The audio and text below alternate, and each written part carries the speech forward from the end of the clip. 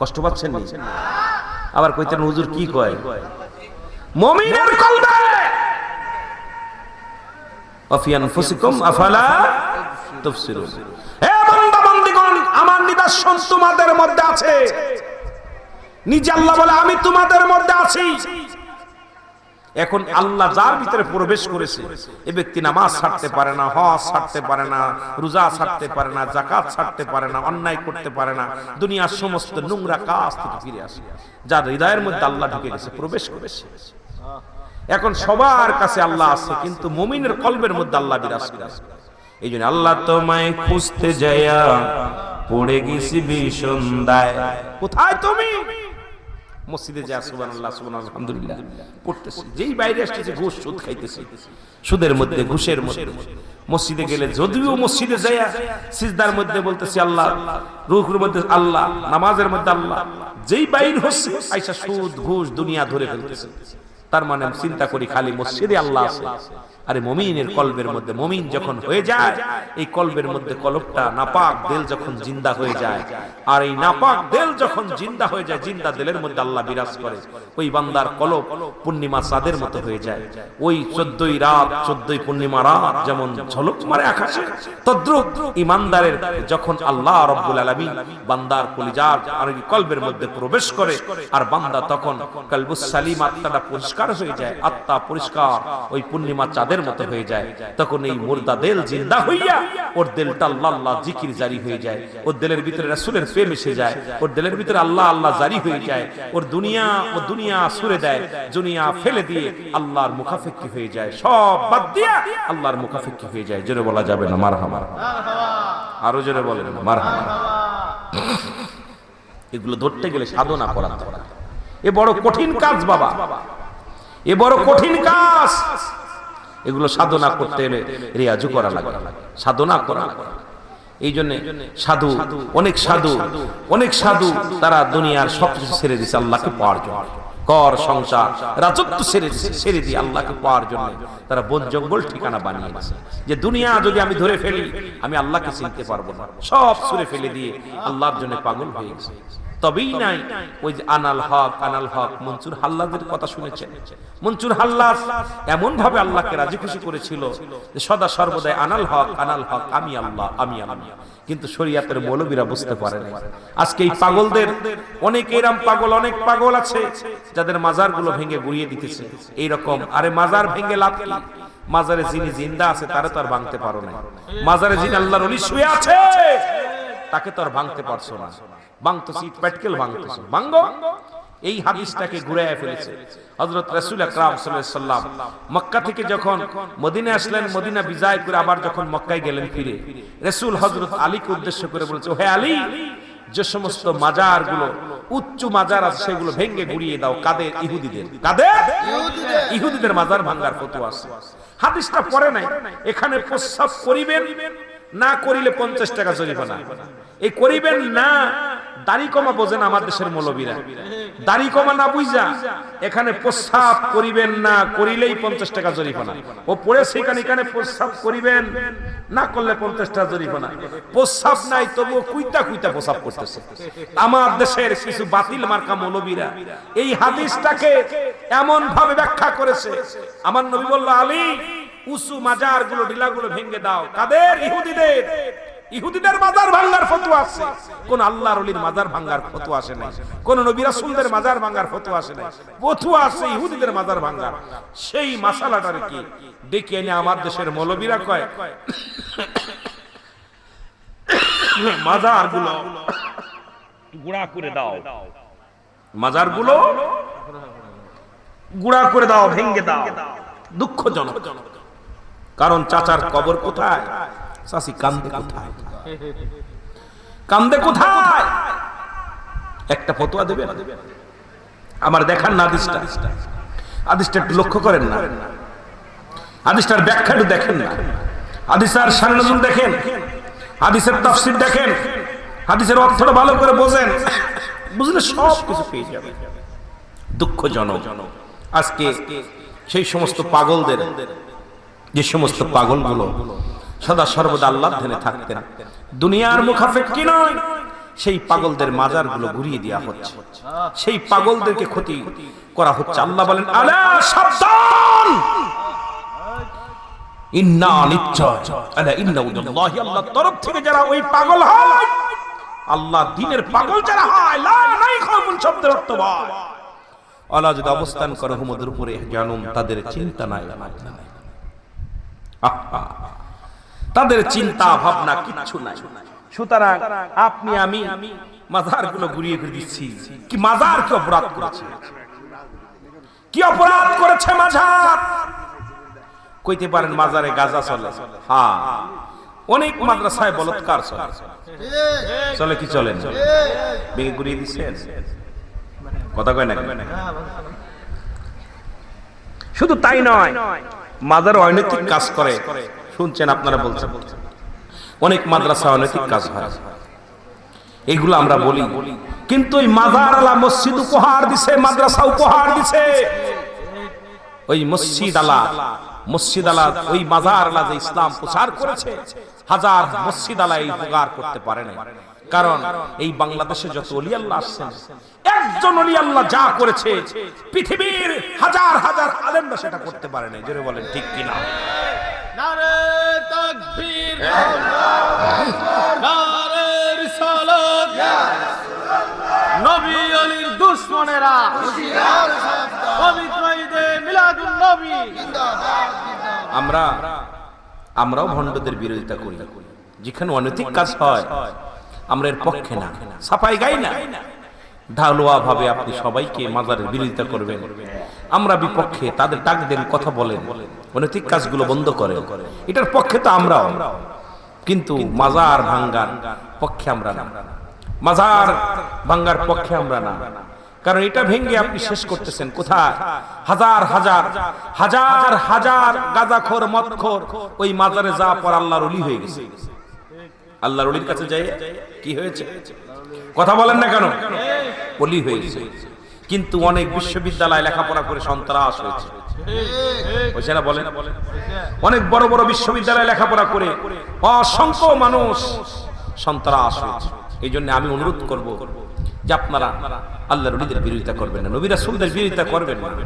এর দ্বারা তাকবীরে পোকা লাগবে, হয় দুদিন আগে দুদিন পরে।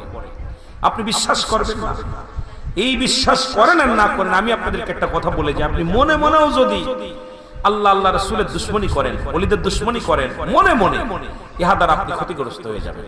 ভালো করে লিখে রাখেন, রুহুল আমিন সিদ্দিকী বলে গেছে, আপনি আপনার যে কোনো একটা জায়গা দিয়ে আপনি ক্ষতিগ্রস্ত হয়ে যাবেন। কারণ আল্লাহর ওলিদের বিরোধিতা করে কোন ব্যক্তি কথা বললে আল্লাহ তার বিরুদ্ধে জিহাদ ঘোষণা করে। কি ঘোষণা করে? যুদ্ধ ঘোষণা করে। সুতরাং সাবধান হতে হবে। আল্লাহ আমাদের বুঝার তৌফিক দান করুন। সকলে বলুন আমিন। একটু মহব্বতের সঙ্গে দুরূদ শরীফ পড়েন। আল্লাহুম্মা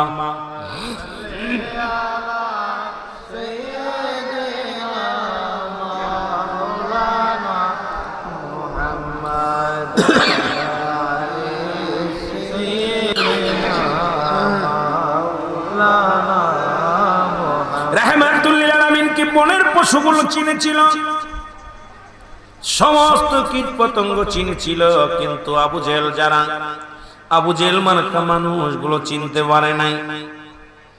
নবীর চাচার সংখ্যা হলো 9 জন। কয়জন? জোরে বলেন কয়জন? 9 জনের ভিতরে 2 জন মাত্র ঈমান আনছে। একজনের নাম আমির হামজা, আর একজনের নাম আব্বাস। মুখস্থ করে নিবেন, 2 জন মাত্র ঈমান আনছে, বাকি 7 জনই রাসূলের বিরোধিতা করেছে। নবী কি ধন তারা চিনতে পারে নাই, নবীর ইশকও চিনতে পারে না। তারা মনে করছে আমরাও যেমন নবীও তেমন। আব্দুল্লাহর বেটা মুহাম্মদ কেমনে নবী হয় কোনদিন তারা মানতে পারে নাই। একজনের নাম আমিরে হামজা, আরেকজনের নাম আব্বাস। এই 2 জন কালেমা পড়েছে, রাসূলকে মেনেছে, রাসূলের অন্তর্ভুক্ত হয়েছে। আর 7 জনই রাসূলের সঙ্গে দুশমনি করেছে। শুধু তাই নয়, নবীজির ফুফুর সংখ্যা ছিল 6 জন। এই 6 জনের ভিতরে 2 জন হলো ঈমানদার। একজনের নাম হযরত সুফিয়া, আর একজনের নাম হযরত তুমুল। বাকি 4 জনই দুশমনে রাসূল। তারা রাসূল চিনতে পারে নাই, তারা বলে আব্দুল্লাহর বেটা মুহাম্মদ, সে কেমনে নবী হয় মানা সম্ভব নয়। তারা কোশ্চিন কালো মানে না। এই জন্য আমার দেশের অনেক ভাইয়েরা আছেন, একদল নবীর পক্ষে আর একদল বিপক্ষে, শুরু থেকে আসছে এটা হয়ে আসছে। কারণ রাসূলের যুগ থেকে রাসূলের চাচারা এই রাসূলের বিপক্ষে ছিল। ৯-৭ জন পুরুষ, 4 জন মহিলা, মোট 11 জন রাসূলের সঙ্গে বিরোধিতা করেছে।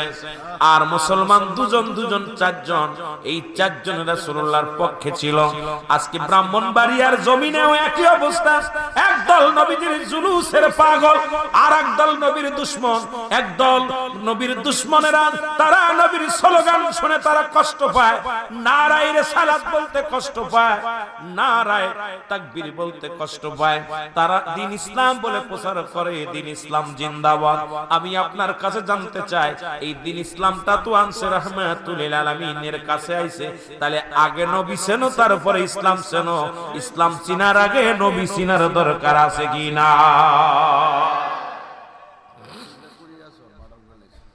আশ্চর্যজনক, মারাত্মক করবে। এখন আপনারা দেখতেছেন ওদের পক্ষে লোক বেশি। হ্যাঁ, রাসূলুল্লাহর পক্ষে ছিল মাত্র 4 জন, বিপক্ষে ছিল 11 জন। কয়জন ছিল বলেন? কয়জন ছিল? নবীর রক্তের আপনজন। আহা, নবীর চাচারা এই 7 জন নবীকে মানতেই পারে না। রাসূলকে কটাক্ষ করেছে, গালি দিয়েছে, আঘাত করেছে, বেতের আঘাত করেছে, পাথরের আঘাত করেছে। নবী কাঁদছে, জনম দুঃখিনী মা নাই, বাবা নাই, সান্ত্বনা দেবে কে? আবু তালেব এসে দেখে আবু জেল মেরে রক্তাক্ত করেছে আমার নবী। রাস্তার কিনারে দাঁড়ায় দাঁড়ায় নবী কাঁদতে, নবী হাউমাউ করে কাঁদতেছে। চাচা আবু তালেব ডাক দে, বলে মুহাম্মদ কি হয়েছে? বলে চাচা আমার মা নাই, আমার বাবা নাই, আমাকে মেরেছে। কে মেরেছে? আবু জেল মেরেছে। দেখে সমস্ত গায়ের মধ্যে পাথর এবং সমস্ত গায়ের মধ্যে চাবুকের বাড়ির আঘাতগুলো লেগে রয়েছে। আবু তালেব নবীকে বুকের ভিতর টান দিয়ে কয়, আহারে যার মা নাই বাবা নাই, এই রক্তাক্ত করেছে, এত কষ্ট দিছে, আহারে আদরের শিশুটারে। আমার দাদাও নাই, আব্দুল মুত্তালিবও নাই, আমারে কে সান্ত্বনা দিবে? চাচা গো, আমি আর এই জগতের মধ্যে থাকতে চাই না, আমি বিদায় হতে অন্য জায়গায় চলে যেতে চাই। আমার অপরাধ কি? কয় অপরাধ বাতিজা, তোমার অপরাধ তো আমি দেখি না, বাতিজা তোমারে মারছে, আমিও কষ্ট পাইছি। কয় চাচা আমার অপরাধ শুধু কালেমার দাওয়াত দিছি, লা ইলাহা ইল্লাল্লাহু। আবু তালেব কয় বাতিজা, এইটাই তো বড় অপরাধ করছো, তোমারে ভালোবাসি কিন্তু যখনই কালেমা পড়ছো এটা মানতে পারি না। নবীকে ভালোবাসতে পারছে কিন্তু কালেমা পড়তে পারে না। আমার দেশে নবীর কয় নবী দাড়ি রাখছে, আমরা দাড়ি রাখছি, নবী সুন্নাত, টুপি মাথায় দিয়েছে সুন্নাত, কিন্তু রাসূলের জুলুস, নবীজির মিলাদ যাই পড়ি, দুশমনের রাসূলগুলো তাদের কলিজার মধ্যে আঘাত লাগে। জোরে বলেন ঠিক কি না? রাসূলকে ভালোবাসতে পারে নাই তারা, দুঃখ লাগে। আশ্চর্যজনক। রাহমাতুল নবী কেমন চিনল মানুষ তোমরা চিনলে না? আপনারা গল্প শুনেছেন, হরিণের একটা গল্প শুনেছিলেন। আমি একটু গল্প সেই ছোট্ট জীবনের বই পড়েছিলেন, সেই ঘটনা একটু জানা দিয়ে যাই। মিলাদুন নবীর আলোচনা, সিরাতুন নবীর আলোচনা, হায়াতুন নবীর আলোচনা, অনেক লম্বা আলোচনা। এটা এক রাতে 2-4 ঘন্টায় বলে শেষ হবে না। রহমতের নবীর বনের পশুগুলো কেমনে ছিল, নবী যে পথ দিয়ে যাইতো মেঘমালা গুলো ছায়া দিতেন। মা মেনা বলে, আমার নবী যখন গর্বে, মানুষের তো অনেক লক্ষণ হয়, আমি কোন লক্ষণ পাইলাম না, কারণ আমার সন্তান গর্ভের মধ্যে। শুনেছি সন্তান যখন গর্ভে আসে মেয়েদের বমি বমি ভাব হয়, মাথা ঘুরলে হয়, খাবার রুচি থাকে না, কত কিছু হয়। আল্লাহর কসম করে বলতেছি, নূরে মুহাম্মদুর রাসূলুল্লাহ সাল্লাল্লাহু আলাইহি ওয়াসাল্লাম আমার গর্ভে এগুলোর কোনো কিছু আমি অনুভব করতে পারি নাই। এমনকি আমি যখন রাস্তা দিয়ে প্রবেশ করতাম, মেঘমালাগুলো আমার ছায়া দিয়ে রাখতো, আমার গায়ে যেন রোদ পড়তে পারে না, রৌদ্র যেন না পড়ে। এত ভালোবেসেছিলেন আমার আল্লাহ রাব্বুল আলামিন তার হাবিবকে মায়ের গর্ভে থেকেও সুরক্ষিত রাখছে। জোরে জোরে চিল্লায় বলেন আল্লাহু আকবার। অনবী কঠিন মরুর দেশে রাখালি বেশে বলেন কঠিন মরুর দেশে রাখালিয়ার বেশে মিশরাইত বনে জঙ্গলায় নবীজি কোন সাধনে পাইব তোমায় বল কোন সাধনে নবীজি কোন সাধনে এ দুনিয়ার মুসলমান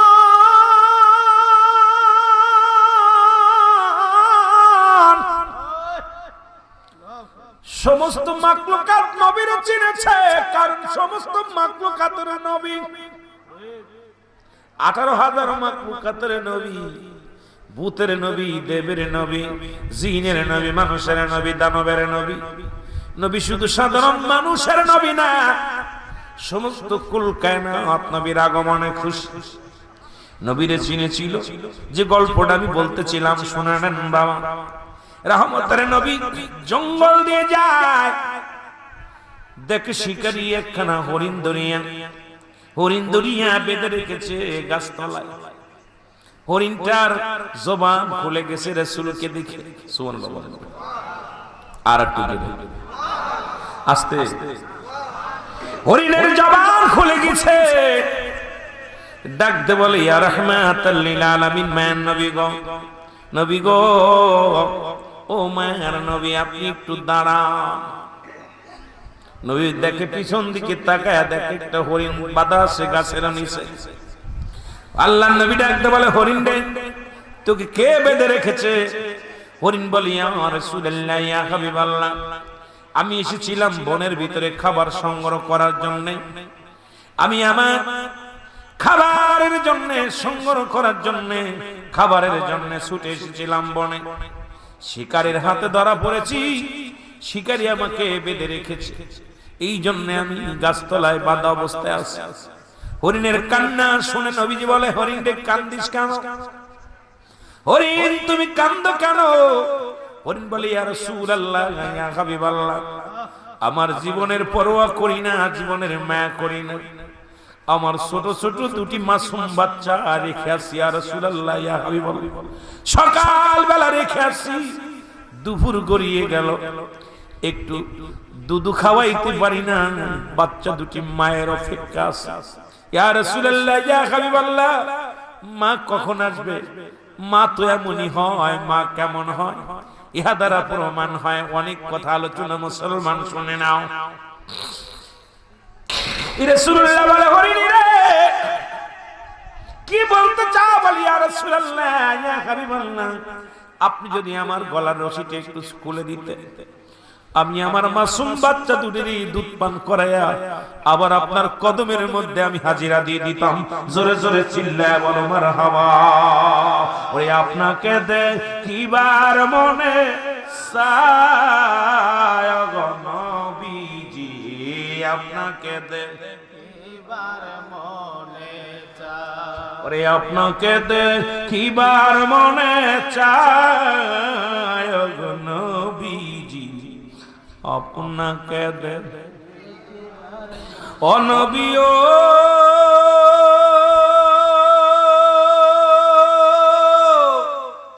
এরে বনের যত পশুগণ ভক্তি করে নবীর দুচরণ মেঘমালামর ছায়া দিত গায় আর এই সমস্ত মজে যা দেখা বিবি খাদিজা বলেন এই সমস্ত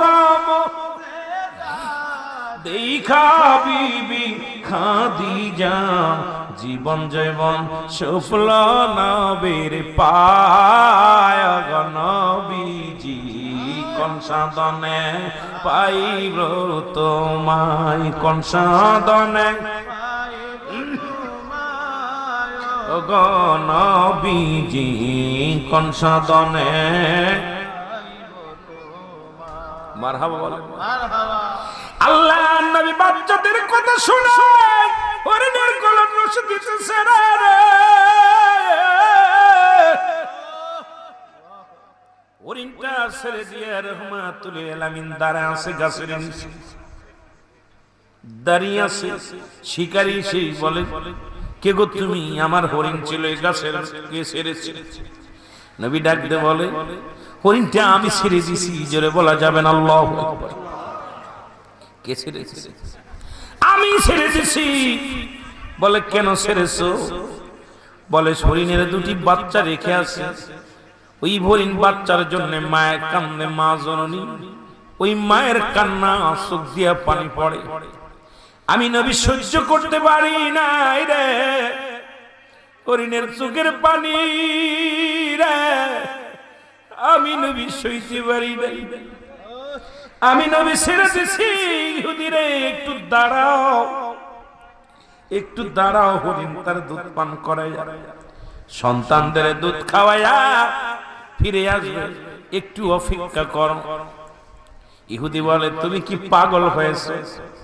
বনের পশু কোনোদিন ফিরে আসে, যেটা শিকারি করা সম্ভব হয় না সেটা ফিরে আসবে, তুমি আমারে পাগল বোঝাও। তুমি দাঁড়াও, যদি হরিণ না আসে সারা জীবন তোমারে আমি গোলাম বানায় রাখবো, আমার গোলাম হয়ে যাবে তুমি। আমার নবী দাঁড়াই রইলেন, যতক্ষণ পর্যন্ত হরিণ না আসবে তোমার সারণ না দাঁড়ায় থাকো। নবী আমার দাঁড়ায়া দাঁড়ায় অপেক্ষা আছে, হরিণের অপেক্ষা। ওদিকে হরিণ যায় বাচ্চাদের ডাকতে, বলে বাচ্চারা রে আয় আয়, আমি জনম দুঃখিনী মা, ছুটে এসেছি তোদেরকে একটু দুধ পান করানোর জন্য। আয় আয়, জনম দুঃখিনী মায়ের আহ্বান ডাক শুনিয়া ছুটে আসলেন বাচ্চারা। ডাকতে বলে, মা গো, কি বলতে এত কোথায় ছিলে এত বেলা? কয় বাবা শোন, এই ঘটনা ঘটেছে আমার শোনে, এখন দেরি হয়ে যাবে, জলদি করে দুধ পান করে নাও, কারণ আমার নবী আমার অপেক্ষা আছে, না জানি ইহুদি তার সঙ্গে কি ব্যবহার করে। কথা শুনে বাচ্চারা ডাকতে বলে, মা মা, জন্মের দুধ পান করবো না, জীবনের শেষ দুধ পান করবো না, চলো যাই, আমার নবী দাঁড়ায় আছে, কষ্ট হবে, তাড়াতাড়ি চলো, জলদি চলো, কারণ তোমার কারণে আমার নবী কষ্ট পাবে, এটা মেনে নেওয়া যাবে না। আজকে যেমন মুসলমান নবীর জুলুসে মুসলমানদের রক্ত নিয়ে খেলা করে, তোমাদের অন্তর কি কাঁদে? তোমাদের কি মায়া লাগে না? অপরাধ করেছিল কি? নবীর আগমনে একটু আনন্দ করেছে, নবীর আগমনের মিছিল করেছে, নবীর আগমনে খুশি হইয়া রাস্তায় নারায়ে সালাত বলে পাগলটা বাইর হয়েছে, তুমি রক্তে লাল করে দিলা তার দেহটা, রক্ত দুনিয়ার মধ্যে শহীদ করে দিলা। তুমি কেমন মুসলমান? কেমনে তুমি দাবি করো দাড়ি টুপির বড়াই করো? তুমি কেমন? তোমার কাছে কোন মুসলমান যদি নিরাপদে না থাকে, রাসূলের আশিক যদি নিরাপদে না থাকে, তুমি কিসের ইসলাম প্রচার করতে চাও? কি ইসলাম প্রচার করো? আমার বুঝি আসে না, জোরে জোরে চিল্লায় বলো ঠিক কি না? আল্লাহ নবীকে কথা শোনায় ইহুদি। নবী বলে, ইহুদি রে, একটু অপেক্ষা করো, আইব। হঠাৎ দূরে আসছে, রাসূলুল্লাহর কদমের মধ্যে তিনটা হরিণ, পায়ের মধ্যে পড়ে বলে, ইয়া রাসূলুল্লাহ, ইয়া হাবিবাল্লাহ, নবী গো, ইয়া রাসূলুল্লাহ, ইয়া হাবিবাল্লাহ, নবী গো, একটু দেরি হয়ে গেছে, আসতে দেরি হয়ে গেছে, ইয়া রাসূলুল্লাহ, আমাকে ক্ষমা করেন, আমি কথা রাখতে পারি না, একটু দেরি হয়ে গেছে। হরিণ দেখে, একটা হরিণের বিনিময়ে তিনটা হরিণ। নবী কয়, শিকারী রে, একটা হরিণ গিয়েছিল, দুটা না তিনটা হরিণ, দেখো হরিণগুলোর ছানাগুলো এসেছে, নাও এই দেখো হরিণগুলো হাজির হয়ে গেছে। ইহুদি বলে, ইয়া রাসূলুল্লাহ, আমাকে আপনি মাফ করবেন, যাকে হরিণে চিনেছে, যাকে হরিণ আপনার কদমের মধ্যে পড়ে চুমা দেয়, আপনার কদমের মধ্যে পড়ে কান্নাকাটি করে, ইয়া রাসূলুল্লাহ, ইয়া হাবিবাল্লাহ, ওই সত্যার কসম করে বলি, আমি আপনাকে চিনতে পারি নাই, আজ থেকে আমাকে আপনি বায়াত করায় দেন, আজ থেকে আমাকে কালেমা পড়ায় দেন। জীবনে আর কোনোদিন আমি ইহুদি থাকতে চাই না, কালেমা পড়ে মুসলমান হয়ে যেতে চাই, কারণ বনের পশু আপনাকে চিনেছে, আমি মানুষ হয়ে চিনতে পারি নাই। আরে পৃথিবীর মাকলুক মুখাতেরা নবীরে চিনল, তোরা আবু জাহেল মার্কা চিনলি না নবীরে, নবীরে চিনলি না, নবী কি ধন, নবী কি ধন তোরা চিনলি না। মুসলমান গভীর মনোযোগ, সঙ্গে সঙ্গে ইহুদি কালেমা পড়ে মুসলমান হয়ে গেছে। লা ইলাহা ইল্লাল্লাহু মুহাম্মাদুর রাসূলুল্লাহ। জোরে জোরে চিল্লায় বলা যাবে না সাল্লাল্লাহু আলাইহি ওয়াসাল্লাম। এই জন্য বলতেছিলাম নবীর চাচার সংখ্যা 9 জন, 7 জনই রাসূলকে চিনতে পারে না। ওই 7 জনের অনুসরণ করে যারা, কিয়ামত পর্যন্ত নবী মানবে না তারা, নবীর প্রতি শ্রদ্ধা করবে না তারা, নবীকে গালি দিবে তারা, ঈদে মিলাদুন নবীর বিরোধিতা করবে তারা। মুসলমান শুনে নাও, শুনে নাও, যতই তাদের বোঝাও না কেন বোঝাসবে না। ওই 7 জনের বংশধর যত পুরুষ এই পৃথিবীর মধ্যে আগমন করবে, তারা হলো দুশমনের রাসূল, তারা হলো দুশমনের রাসূল। নবীর কাছে তাকিয়াও কালেমা পড়তে পারে নাই। আবু জাহেলের মতো, আবু জাহেলের নাম আবু লাহাব, জ্ঞানের পিতা ছিল। রাসূলকে না মানার কারণে আবু জাহেল হয়ে গেল মূর্খর পিতা। এই জন্য আমরা দুনিয়ার মধ্যে, ও মুসলমান শোনো, নবী না আসিলে যদি তুমি দুনিয়া থেকে চলে যাও, তোমার মতো পাগল, তোমার মতো এই নালায়েক, তোমার মতো পাগল আর দুনিয়ার কেউ নাই। শুধু তাই নয়, ওই পুরুষের মধ্যে গেল, মহিলাদের মধ্যে 4 জন, ওই 4 জনের বংশধর যারা কোশ্চিন কালো মিলাদুন নবী মানবে না, তারা আমার নবীর দুরূদ শরীফ পড়বে না, তারা আমার নবীর সম্মান করবে না, তারা দাড়ি টুপি জুব্বা পাগড়ি সবই থাকবে, তাদের অন্তরের ভিতরে নবী থাকবে না। জোরে জোরে চিল্লায় বলো ঠিক কিনা। এই 7 জন আর ওই 4 জন, এই 11 জন, এদের বংশধর যারা, নবীকে কোনোদিন তারা শ্রদ্ধা করতে পারবে। নবীর নাম শুনলেই তাদের কলিজার মধ্যে আগুন ধরবে।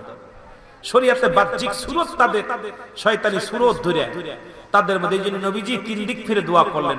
মক্কার দিকে ফিরে, মদিনার দিকে ফিরে, ইয়ামেনের দিকে ফিরে নবী দোয়া করলেন। 2 রাকাত নামাজ পড়লেন, লম্বা দোয়া করলেন। সাহাবীরা বলে, ইয়া রাসূলুল্লাহ, ইয়া হাবিবাল্লাহ, আপনি 3 দিক ফিরে দোয়া করলেন, নজবাসীদের দিকে তো ফিরে দোয়া করলেন না। নবীজি বলতেছে, আমি দেখতেছি অচিরেই নজবাসীদের মধ্যে শয়তানের শিং বাইর হবে। কিসের শিং? জোরে বলেন না, কিসের শিং? শয়তানের শিং। নবীজি নিজে বলে গেছে, আল্লাহর কসম আমার কথা, নবীজি বলছে আমি দেখতেছি অচিরেই নজবাসীদের মধ্যে শয়তানের শিং বাইর হবে। তা আমার দেশে এই নজবাসীগুলো আজকে তারা দেখবেন দাড়ি টুপি জুব্বা পাগড়ি সব ঠিক আছে, নবীর দুশমন, রাসূলুল্লাহর দুশমন, ওলি আল্লাহর দুশমন, মাজারের দুশমন। জোরে জোরে চিল্লায় বলেন ঠিক কিনা। তাকবীর, নারে রিসালাত, নবী আলীর দুশমনেরা, বিশ্ব আলী ফরিদপুরি খাজা বাবা জিন্দাবাদ। আমার ভাইরা শুনলে আপনারা কষ্ট পাবেন। এই নজবাসী তাদের চেহারা সুরত, নবীজি বলছে তাদের চেহারা সুরত কেমন হবে শুনে নেন। তারা এমন ভাবে নামাজ পড়বে, এমন ভাবে নামাজ পড়বে মনে হবে মসজিদ যেন তাদের, ওরা যেন মসজিদের, নামাজ যেন ওদের, ওরা যেন নামাজীদের। ওরা এমন ভাবে কোরআন তেলাওয়াত করবে, পাগল বানায় ফেলবে মানুষগুলো। তাদের কোরআন তেলাওয়াত এত সুন্দর হবে, তাদের অন্তরে থাকবে নিক্র বাঘের মতো হিংসুটে, তাদের মুখে মধু অন্তরে বিষ, তাদের মুখে মধু অন্তরে বিষ। সাহাবীরা বললেন, ইয়া সাহাবীরা বললেন, ইয়া রাসূলুল্লাহ, ইয়া হাবিবাল্লাহ, ওদের কি ফিরে আনা সম্ভব না? নবী বললেন, না। তীর থেকে যেমন ধনুক বাইর হয়ে যায়, ধনুক থেকে যেমন তীর বাইর হয়ে যায়, তদ্রূপ ওই দলে যারা অংশগ্রহণ করবে, যতই তাদের বুঝাবে কোনোদিন তারা ফিরে আসবে না। কথা বুঝলেন? আমার কথা না, নবীজির কথা। আল্লাহর কসম করে বলতেছেন, নবীজি বলতেছেন, ওই দলের মানুষগুলো তারা মসজিদে বেশি নামাজ পড়বে, নামাজ বেশি পড়বে, নামাজ দেখাবে। তারা এমন নামাজ দেখাবে, তাদের নামাজ তাদের দেখে মনে হবে নামাজ জন্য, ওদের জন্য, ওরা জন্য নামাজের জন্য। ওরা নামাজ ছাড়া কিচ্ছু বুঝবে না। কিন্তু দেখবেন ওদের ভিতরে নোংরামি, প্রচুর নোংরামি, হিংসা। তাদের অন্তর হবে কেমন? নিগ্র বাঘ যেমন, আপনার হিংসুটে বাঘ শিকার ধরতে গেলে যেমন দেলে মায়া দয়া থাকে না, ওই সমস্ত মানুষের দেলে কোনো দয়া মায়া থাকবে না। যারা বলেন ঠিক কি না? দেখছেন অবস্থাটা, এক মুসলমান হয়ে আর এক মুসলমানকে পিটায় মেরে ফেলতেছে, ওদের দেলে কোনো দয়া মায়া বলতে কিচ্ছু নাই। যারা বলেন ঠিক কি না? দয়া মায়া বলতে কিচ্ছু নাই। রাসূল বলছে ওদের আরো চিনার উপায়, ওরা ঘন ঘন টাক হবে, ওরা টাক হবে বেশি। কথা বুঝেন? এটা আমার কথা না, আমার নবীজির কথা। নবীজি যে বিবরণগুলো দিয়ে গেছে, এই কথাগুলো যদি এখন বলি অধিকাংশ মানুষগুলো ধরা পড়ে যাবে, অধিকাংশ মানুষগুলো ধরা পড়ে যাবে। আমার কথা আমি আপনাদের কাছে বলে যাই, নবীজিকে যারা চিনতে পারলাম না, এদের মতো কপাল পোড়ার পৃথিবীর মধ্যে থাকতে পারে না। নবীজিকে কেমন চিনেছিল? আব্দুল মুতালিব বলে, আমি যখন কাবার সামনে দিয়ে যাইতাম, কসম আল্লাহর শুনে নেন ভালো মুসলমান, আমি দেখেছি কাবার মূর্তিগুলো মাথা বেঁকা হয়ে গেছে। আব্দুল মুত্তালিব কাবার গেলাপ ধরে ধরে কাঁদতো। আল্লাহ আব্দুল্লাহর বেটা মুহাম্মদ, ভালো করে শুনে নেন, এই চোখের পানি ছেড়ে কান্তর বলতে, আল্লাহ আমার আব্দুল্লাহ দুনিয়ার মধ্যে নাই, আমেনা গর্ভবতী, এই দুনিয়ার মধ্যে একটা নেককার সন্তান আসবে আমি জানি, আল্লাহওয়ালা ব্যক্তি আসবে, তুমি তারে সহি সালামত দুনিয়ার মধ্যে আগমন করে। আল্লাহ দাদা প্রতিনিয়ত কাবা শরীফ ধরে ধরে কান্তর দোয়া করত আল্লাহর কাছে। কিন্তু কাবার মূর্তিগুলো হঠাৎ একদিন যা দেখে কাবার মূর্তিগুলোর মাথা বেঁকা হয়ে গেছে। আব্দুল মুত্তালিব ডাকতে বলে, মূর্তি মূর্তি, তোমাদের মাথা কেন বেঁকা? মূর্তি বলে কাবা। মূর্তি ডাকতে বলে, আব্দুল মুত্তালিব তুমি খবর জানো না, আমাদেরকে ভাঙ্গার জন্য, আমাদেরকে কাবা থেকে বিতাড়িত করার জন্য এই দুনিয়ার মধ্যে রাহমাতুল লিল আলামিন, নবীদের নবী রাহমাতুল লিল আলামিন ধরা দামে আগমন করেছে। জোরে জোরে চিল্লায় বলেন সুবহানাল্লাহ। মাটির পুতুলের জবান খুলে গেছে, নবীকে চিনছে। শুধু তাই নয় মুসলমান, শুনে নাও, কাবা তোমরা যারা শরীয়তের কিবলা নিয়ে বড়াই করো, শরীয়তের কিবলা হলো কাবা, দুজানের কিবলা হলো রাহমাতুল লিল আলামিন, মুনাজাতের কিবলা আরশে আজিম। এখন আমাদের চিনি না শরীয়তের কিবলা যারা চেনো শুনে নাও বাবারা আমার, গভীর মনোযোগ। কাবা শরীফ মাথা নত হয়ে গেছে, বেঁকা হয়ে গেছে।